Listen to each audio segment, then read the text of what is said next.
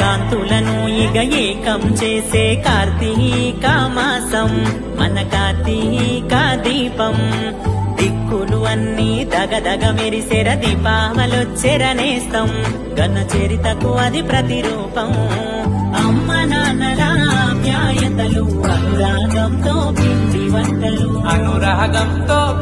వంటలు పుట్టిల్లు చేరే ఆడపడుచు దీపాలతో వెలిగే ఇండ్ల గడపలు ఇది రంగుల హరివిల్లో దీపావళి పదరిల్లో ఇది రంగుల హరివిల్లో